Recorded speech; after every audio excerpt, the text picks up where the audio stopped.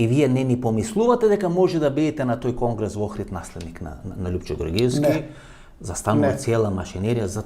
Никога ќе го разговараме тоа подале во емисијата, во делот како удба ви влегува во партијата. Имам за тоа точен одговор. Па тука е дефиницијата. На удба. Да. И вие доаѓате до точка кај што сега сте разочарани, велите ја не сум дел на тоа. Па како да бидам кога ме прогонува судски и физички пробува да ме ликвидира партијата? Како да се однесувам? Што треба да идам да чукнам на врата да молам за прием? Нели е тоа доказ дека таа партија личи на историското ВМРО? Доказ. И во тоа историско ВМРО така се пресметувале со противниците. Па знаете што, ја мислам дека да беше времето на 20-тите години во Софија дека ќе ме ликвидира.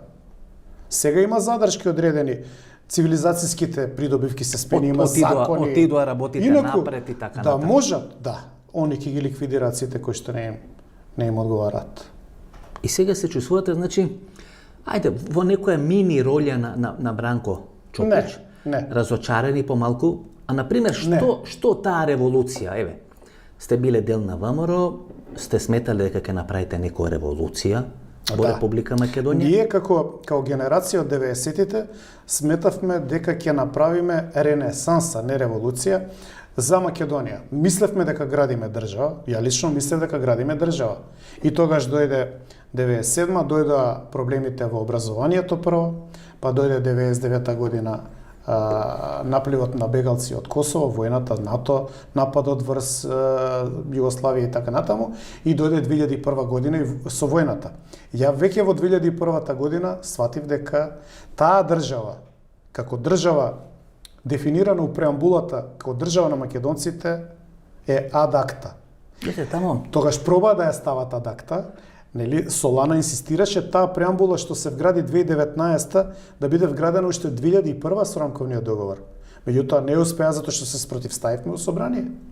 Ние имавме притисок да гласаме за сите уставни амандмани, меѓутоа јас не гласав, а имаше и други кои што не гласа. И влеговме у конфронтација со Солана на состанок тет-а-тет. И тогаш они се повлекоа. Петровски, например. Меѓутоа белјата беше направена. Кога се сетиме на 2001 година, и сега мислам дека по интернет може да се видат тие фотографии. Вие во маскерна униформа со одредени шлемови заедно со Александар Пандов и многу беа припадници на јавниот општествениот живот, дел на волците или на лавовите во Република Македонија. Вие бевте конкретно на лавовите, но никој не беше исмеван за тоа. Никој не беше стигматизиран, никој не беше протнуван низ блато, што се вели, како вела Филип Петровски влезе во лавовите кога заврши војната. Тоа Стојанче го збори. Или се борел под Јорган Планина. Или бара два сведоци за да му дадат боречка пензија. Значи, тоа беа сите наслови, дека еве вие, од кога завршила војната, сте решили да се фотографирате во маскерна униформа со шлемови како дел на припадниците како завршила на лавовите. Прво не е точно, меѓутоа тоа не ме. И од оздола, после секој интервју. Ги читате коментарите, ли? Праше го Филип Петровски во која битка учествувал 2001 година. Знаеш што е битно? Битно е дека ја немам више никаква потреба на никој, нити да му се правдам, нити да се објаснам, посебно не на ликови како Стојанче. Ако веќе зборуваме за учеството, првиот ден на Кале бев на Кале и падна до мене минофрлачка граната, ја имам гранатата дома. Тетовското Кале. Да. Тоа е 17.3.2001. Сум на Кале. На 20 метра од мене падна граната.